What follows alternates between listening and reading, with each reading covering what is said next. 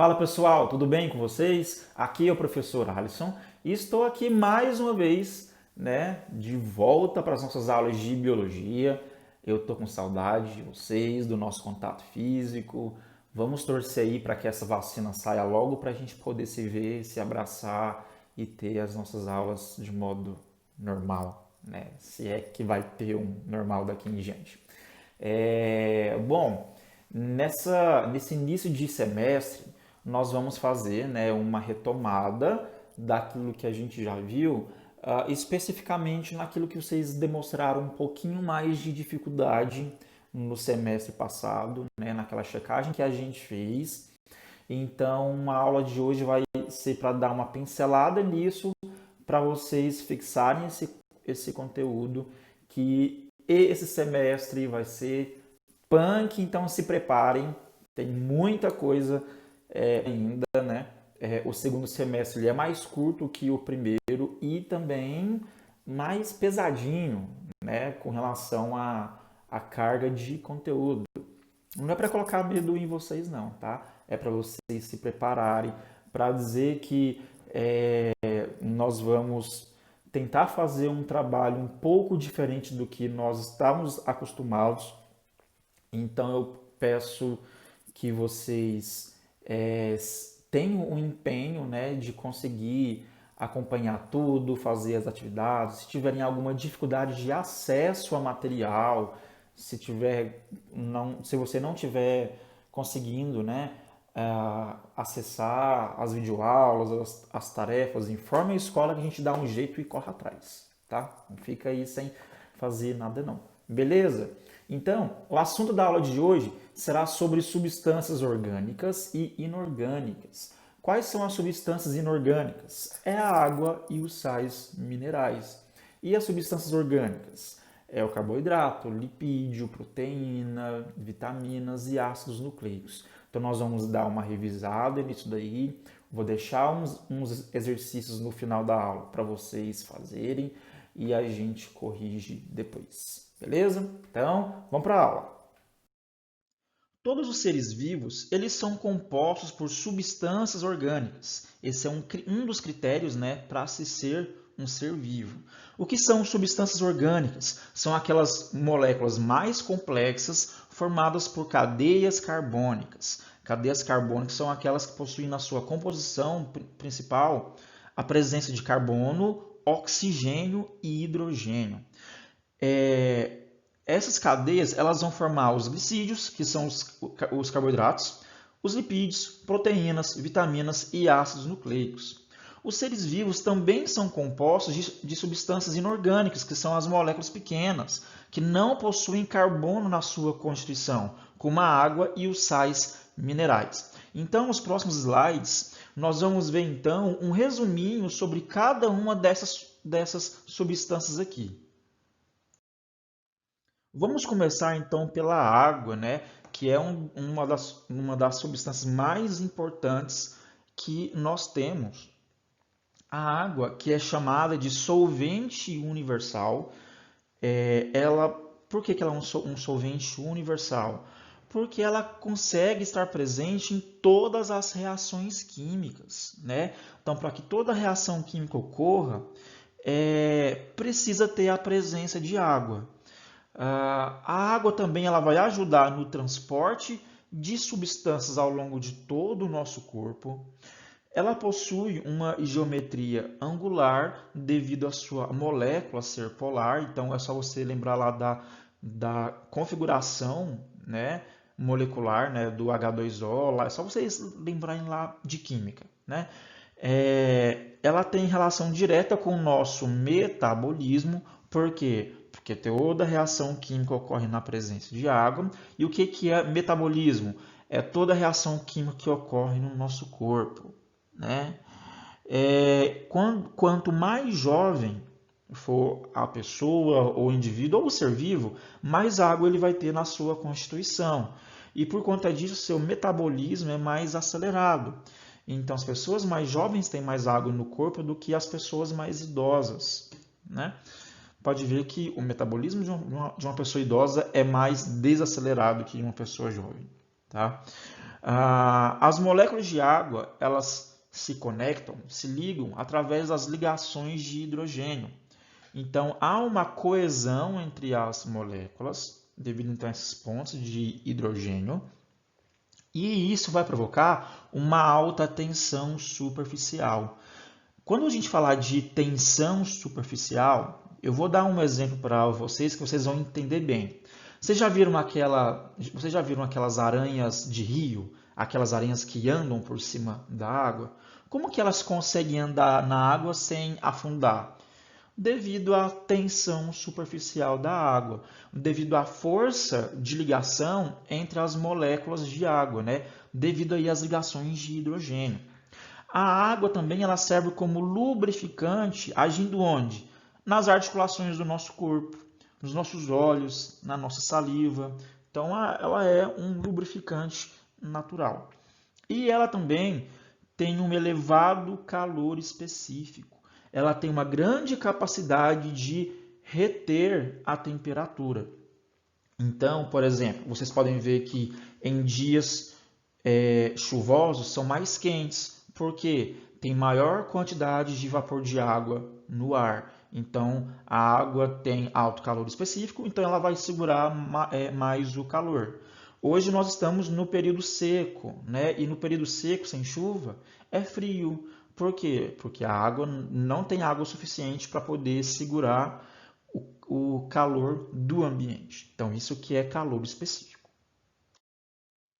Vamos falar agora sobre os sais minerais. Os sais minerais, eles são compostos importantíssimos para nós, seres vivos, porque eles vão fazer parte de algumas moléculas do nosso corpo. Então, elas vão auxiliar na formação de vários nutrientes. Então, vou citar alguns aqui, porque nós temos vários. Nós temos o cálcio, que ele é importante para a formação e manutenção dos ossos e dentes, para a contração muscular, para a coagulação sanguínea e para a transmissão de impulsos nervosos. Olha só a importância do cálcio para o nosso corpo, né? Olha aqui o fósforo. Formação e manutenção de ossos e dentes também. Então, nós temos fósforo nos nossos dentes. Formação dos ácidos nucleicos e ATP, que é energia. Indispensável para o sistema nervoso também. Deixa eu pular aqui para o outro lado. O ferro, que faz parte da composição da hemoglobina. Hemoglobina é aquela molécula presente nas hemácias, que ela que dá a cor vermelha ao sangue, então por isso está associado com ferro. Falta de ferro, falta de hemoglobina, então aquele aspecto mais amarelado de quando a gente está com uma anemia. Tá? Façam essa associação aí. A pessoa está com uma anemia, está com aspecto amarelado. O povo fala que está faltando sangue. Não, falta de hemoglobina, porque ela que dá essa pigmentação vermelha. O selênio, funcionamento da vitamina E. Então, olha só, cada sal mineral tem uma importância para o nosso corpo. Tá? Então, eles são essenciais também para a nossa sobrevivência. Então, esses dois são os compostos, né, as substâncias inorgânicas. Vamos entrar agora nas substâncias orgânicas.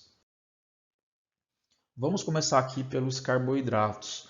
Quem são os carboidratos? São os famosos açúcares. Tá? Açúcares são carboidratos. Eles são os hidratos de carbono, os glicídios, sacarídeos, carboidratos. Então, eles têm vários nomes. Qual que é a principal função dos carboidratos? Nos fornecer energia. Nós temos reserva energética vegetal, o amido, e o glicogênio em animais. Tá? Então, esses dois aqui são reservas energéticas. Então, guardem essa informação. A principal função dos carboidratos é nos fornecer energia. Eles têm também uma função estrutural, porque ele faz parte da composição da celulose e quitina, que vai dar rigidez, né, aos seres vivos.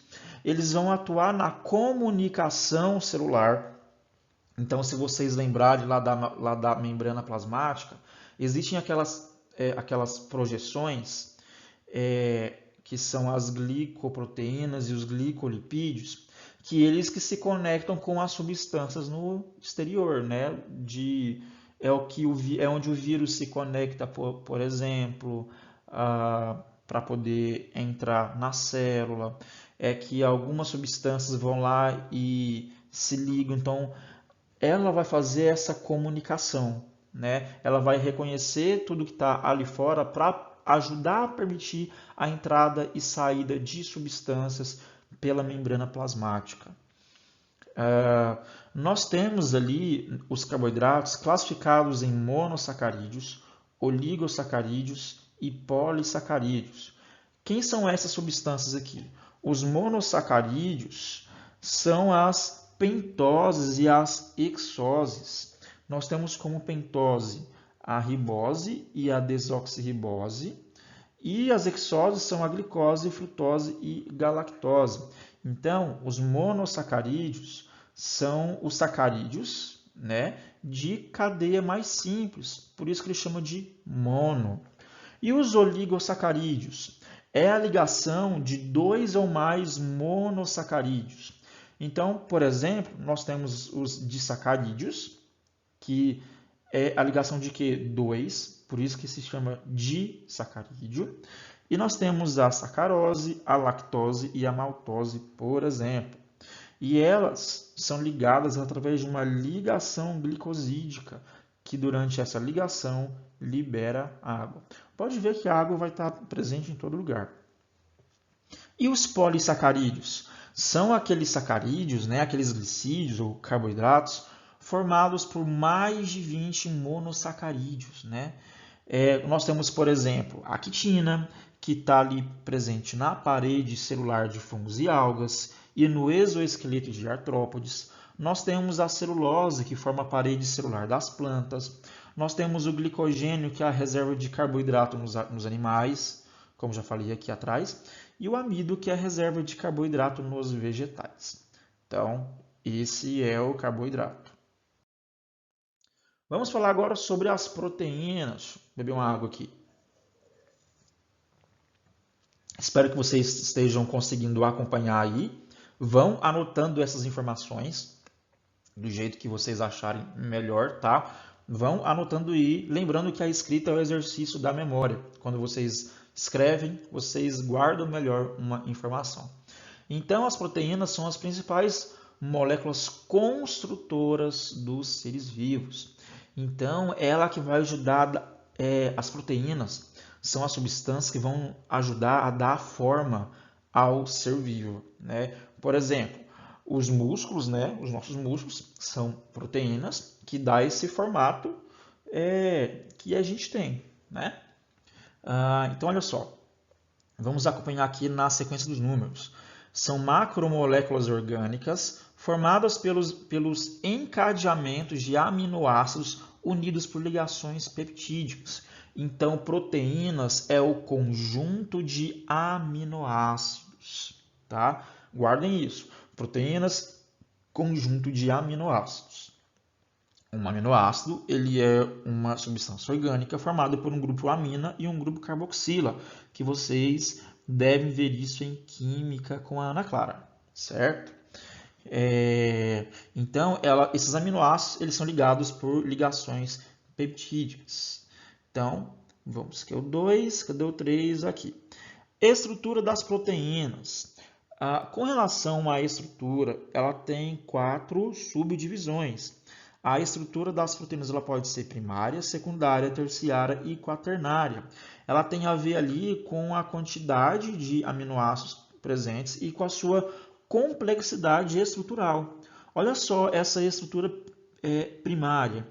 Ela é uma sequência de aminoácidos mantida por ligações peptídicas de forma estável. Então, ela é uma cadeia mais simples. Aqui, na estrutura secundária, nós temos já uma estrutura tridimensional, como nós vemos aqui, mantida por atração entre aminoácidos próximos. Aqui, ele já os aminoácidos possuem ligações mais instáveis. Nós temos estrutura terciária, que também tem uma estrutura tridimensional, mantida por atração entre aminoácidos distantes, que ele vai gerar alças, que são essas alças que você está vendo aqui, tá? Então ele vai ter essa configuração. E a estrutura quaternária, perdão, que também é uma estrutura tridimensional, mantida por atração entre aminoácidos de cadeias diferentes, geralmente instáveis. Você pode ver que tem cadeias diferentes aqui conectadas. Então, a estrutura primária ela é bidimensional e a secundária, a terciária e quaternária são tridimensionais. Okay? E qual que é a função das proteínas? Ela tem uma função estrutural, que vai formar então a estrutura do nosso corpo, especialmente por conta do colágeno e da queratina. Ela também é responsável pelo transporte através lá da membrana celular. Também transporta gases, como no caso da hemoglobina. Lembrando que a hemoglobina é a proteína do sangue, então a hemoglobina é ela que vai transportar o oxigênio e gás carbônico lá nos vasos sanguíneos. Os anticorpos são formados por proteínas que vão auxiliar ali na proteção do nosso corpo. Tem função contrátil por conta da miosina e actina, que são as duas proteínas que vão fazer essa contração e relaxamento dos músculos. Tem ação regulatória, porque está presente em alguns hormônios. E também tem função catalisadora por conta das enzimas, né? As enzimas, elas são tipos especiais de proteínas, que é o que nós vamos ver agora. Então, olha só, as enzimas são aquelas que vão facilitar as reações químicas, ou seja, elas são biocatalisadores. Então, aquilo que é catalisador é aquilo que vai facilitar a reação química, aumentando a sua velocidade de reação. Tá? Então, olha aqui. As enzimas são proteínas que aceleram reações químicas, pois diminuem a energia de ativação.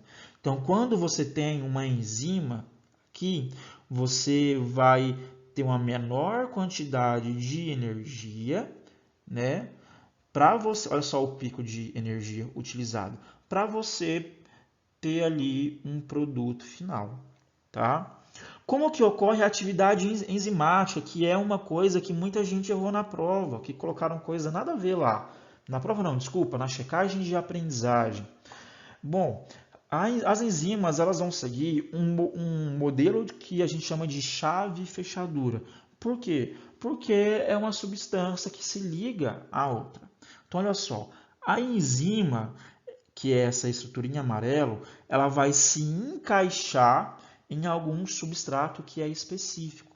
Então, existem enzimas específicas para substratos específicos, tá? Então, elas são produzidas com base naquele tipo de substrato. Então, ela vai então se encaixar, o substrato vai se encaixar na enzima, vai gerar então esse complexo enzima-substrato. Depois haverá a quebra desse substrato, formando aqui um complexo enzima-produto, né? Porque o substrato ele gera um produto, e depois a enzima se solta desses produtos, né?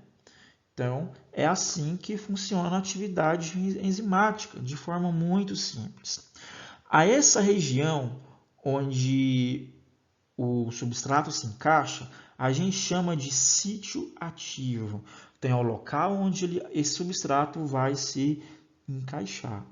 Tá? A atividade enzimática ela também tem um modelo ajuste induzido. Né? Existem alguns sítios ativos que ele vai se ajustar a esse substrato. Então, tem esses dois tipos. Tá? Então, assim, ele vai formar um novo produto. Vamos lá para o 3. Propriedades da ação enzimática. Então, ele vai agir em substratos específicos. Gente, anota isso, por favor, porque isso é cobrado em vestibular. Eles agem nos dois sentidos da reação. Né? Então, tanto indo como voltando naquela como chama? Direção da reação química. Lá em química que vocês vão estudar isso um pouquinho melhor. né? Eles são reutilizáveis. Então, quando uma enzima ela é utilizada para quebrar esse substrato em novos produtos, elas continuam funcionando para que outros substratos venham e ela possa quebrá-los em novos produtos. Então, elas são reutilizáveis. Existem alguns fatores que podem afetar a ação das enzimas. A temperatura. Existe uma temperatura ótima, que a gente chama, para que a atividade enzimática, né, que a reação química ocorra com maior agilidade. O pH também. Existe um grau de acidez, né, de acidez para poder acelerar uma reação química. E também a concentração de um substrato. Tudo isso vai facilitar uma reação química. Sobre desnaturação enzimática, é o seguinte, igual nós falamos que a temperatura, o pH e a concentração, eles possuem pontos específicos, né, que vão facilitar essas reações químicas. Só que essas mesmas temperaturas e índice de pH, eles também podem provocar a desnaturação. O que é a desnaturação? É a alteração nas estruturas das enzimas que vão alterar a sua função. Então, não vai ter função nenhuma depois. Tá? E falando sobre inibição competitiva e inibição não competitiva. O que quer dizer isso daqui? É porque assim, existem algumas substâncias que são capazes de inibir existem algumas substâncias que são capazes de inibir a ação das enzimas. Então, numa inibição competitiva, né, haverão inibidores, que às vezes são substâncias artificiais, que são medicamentos, tá? Que vão ter uma ligação muito parecida com um substrato específico e vai se encaixar aqui, impedindo que esse substrato se encaixe. Então, isso daqui é uma inibição competitiva. O que significa a palavra inibir? Inibir significa impedir, que vai impedir a ação. Então, o inibidor é o que vai impedir a ação da enzima. Então, os medicamentos eles fazem isso no nosso corpo. Tá? E na inibição não competitiva é quando esse inibidor ele vai se ligar aqui à enzima e ela vai fazer com que o sítio ativo ele seja alterado, evitando então que o substrato se encaixe. Então existem esses dois tipos de inibição, é o que o medicamento faz com a gente. Vamos falar agora sobre os lipídios, tá? Qual que é a importância dos lipídios para o nosso corpo? Eles são importantes reservas energéticas dos seres vivos. Então, os lipídios, da mesma forma que os carboidratos, eles vão nos fornecer energia. A diferença é que o lipídio, ele é uma reserva energética, é o que é armazenado no nosso corpo, tá? Enquanto o carboidrato ele é consumido instantaneamente. Quando um carboidrato em excesso é consumido, aí ele é convertido em lipídio. Tá? Por isso que não é interessante a gente comer uma grande quantidade de açúcar, porque o açúcar ele é consumido instantaneamente pelo nosso corpo, só que quando há excesso de açúcar, né, ou de carboidrato, ele é convertido em lipídio. Então, cuidado com as massas, cuidado com os doces e etc. Tá? Hashtag fica a dica aí. Então, vamos dizer aqui. Por definição, são moléculas orgânicas insolúveis em água, mas solúveis em solventes orgânicos, como a água, como o álcool, o benzeno, o clorofórmio e o éter. Então, os lipídios são solvidos, né, nesses solventes orgânicos aqui. Então, olha só, aqui ele tem na sua composição carbono, hidrogênio e oxigênio. Tem hora que deu uma travadinha, né? Tô um mês aí sem dar aula. Vamos lá. Tipo glicerídeos, né? Então, assim, Existem vários tipos de lipídios, certo? Nós vimos alguns no semestre passado. Vamos ver aí o resuminho deles. Nós temos os lipídios do tipo glicerídeos, como os insaturados e saturados. As gorduras, né, insaturadas são aquelas que são líquidas em temperatura ambiente, como os óleos. E os saturados são aqueles que são sólidos em temperatura ambiente, como as gorduras, a margarina e tal. É aqui que mora o perigo, é isso daqui que forma as placas de gordura que a gente chama de aterosclerose. São aquelas que entopem as nossas veias. As nossas não, né? Espero que na veia de ninguém.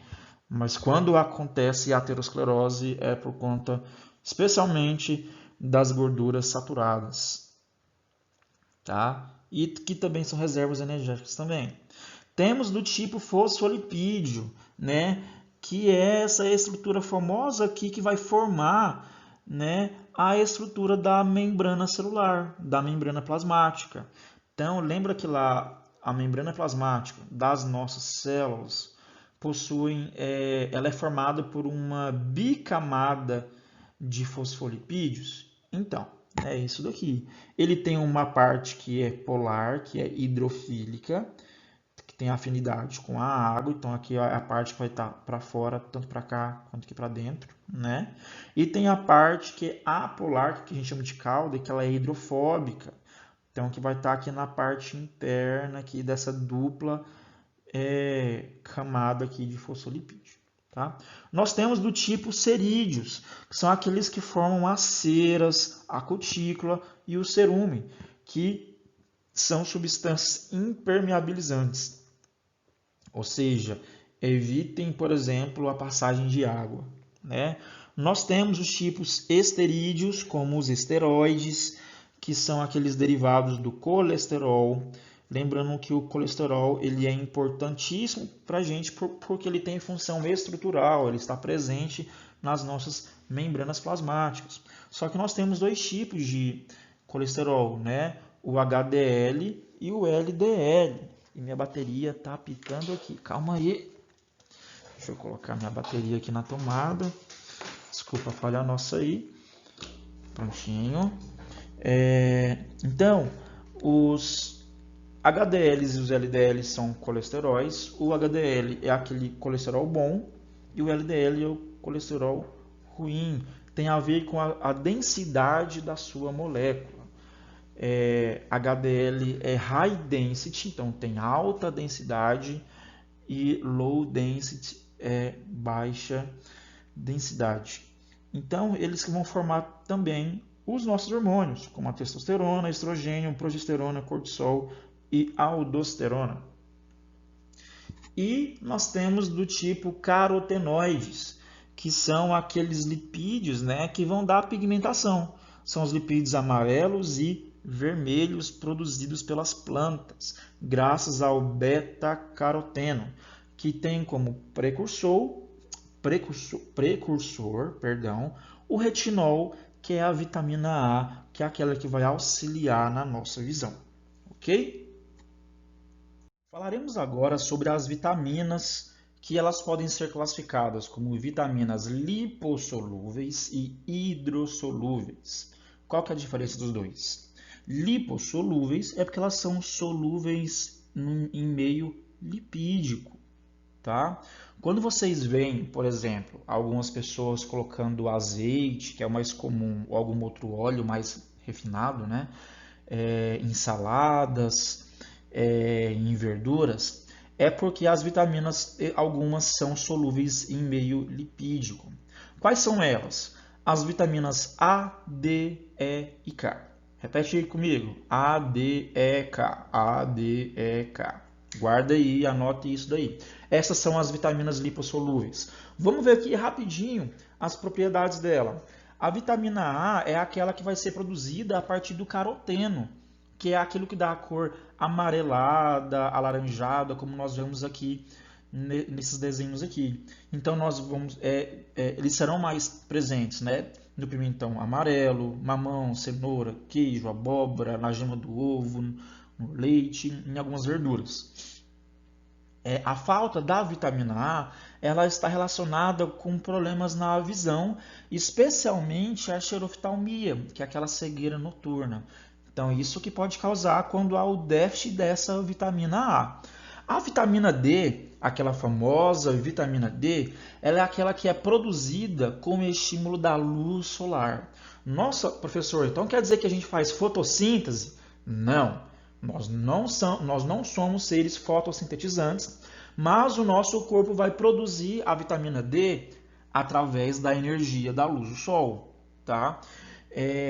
A vitamina D ela é essencial para a absorção de cálcio, para a contração muscular e funcionamento dos nervos. E hoje nós sabemos que a vitamina D está relacionada com várias doenças autoimunes, doenças relacionadas também ao sistema digestivo, né?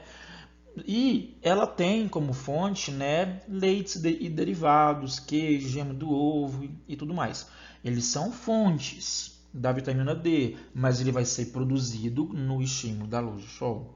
Tá? A falta dele pode causar, por exemplo, raquitismo e osteoporose, especialmente porque está ligado à absorção de cálcio. Vitamina E ela está relacionada com a fertilidade, ele é um antioxidante, regeneração dos tecidos, fortalece o sistema imunológico. Por isso que ela é reposta em grande quantidade para quem faz tratamento contra o câncer. Onde nós podemos encontrar? Em óleos, em cereais, castanhas, nozes e vegetais verdes escuros. A falta dela pode causar problemas neurológicos, certo? E a vitamina K, ela vai agir, né, vai atuar na coagulação do sangue. Então ela pode estar presente no fígado, em óleo de fígado de bacalhau, frutas e verduras como a selga, repolho, couve, alface, etc. E todos eles estarão relacionados com o problema de coagulação, tá? Então essas aí são as vitaminas lipossolúveis. E uma coisa importante sobre as vitaminas é que vitamina não é produzida pelo próprio corpo.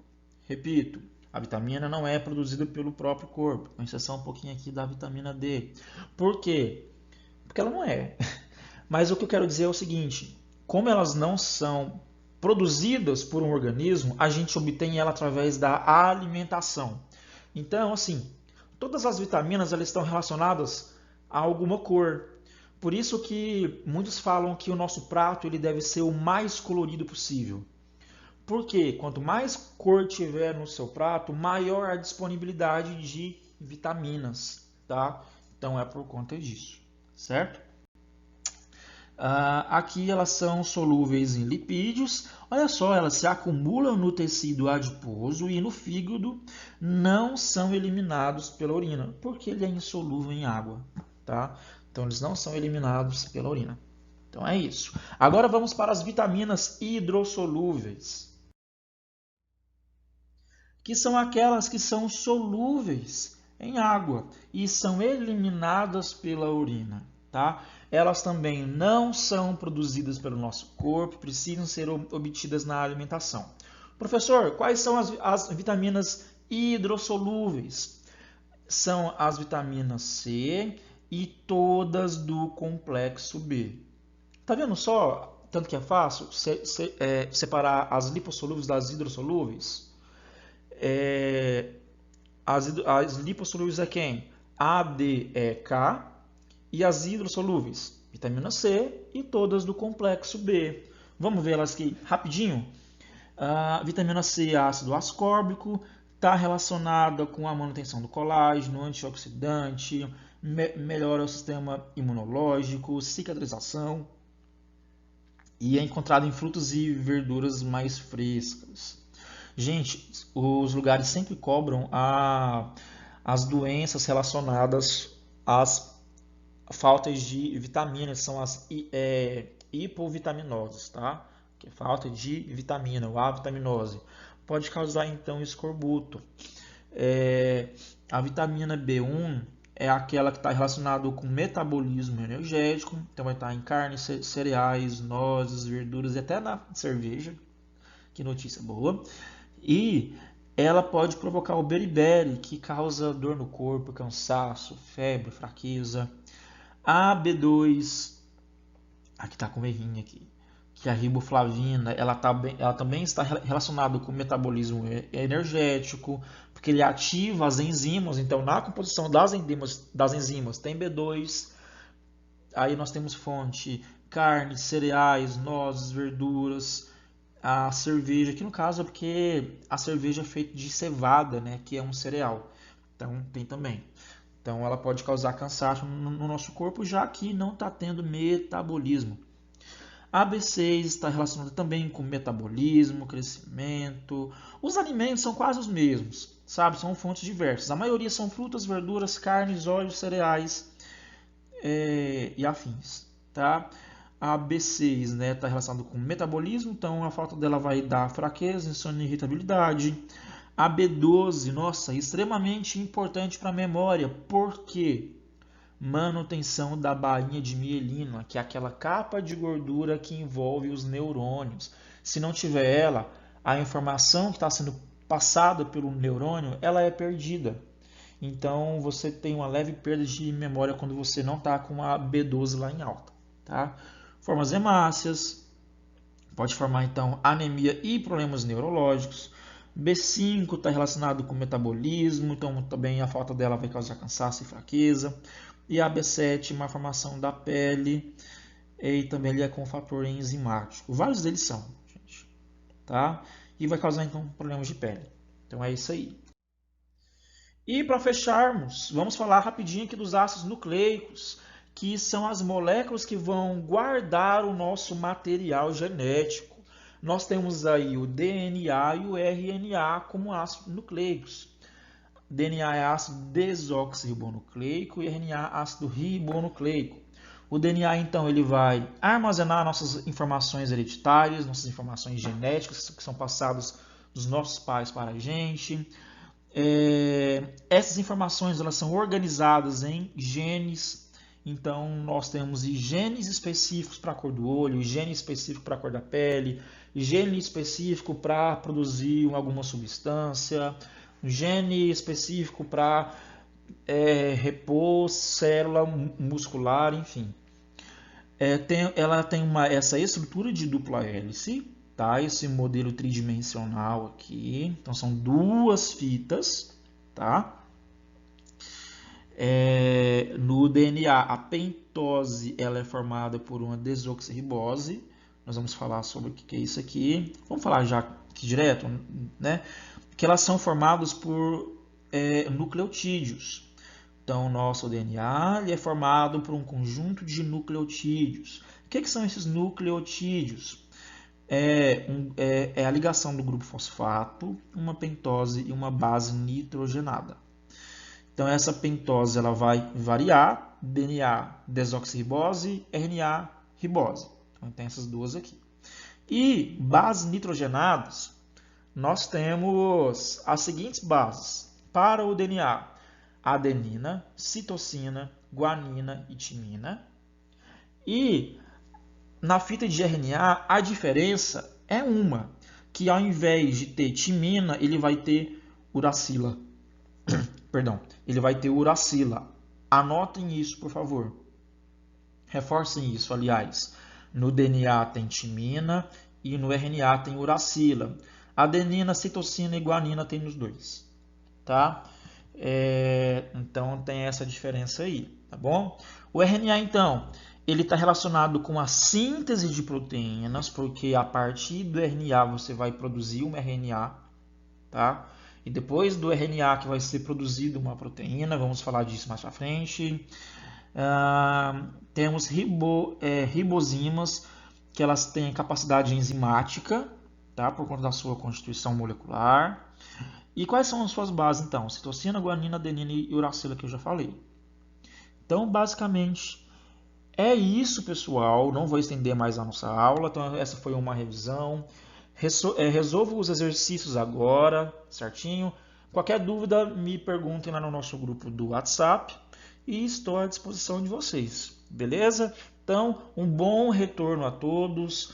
Vamos aí, então, com tudo. nesse semestre para a gente encerrar ele com chave de ouro. E se Deus quiser, no fim do ano a gente estar junto aí, se abraçando e confraternizando isso tudo, beleza? Então, forte abraço, valeu, até mais.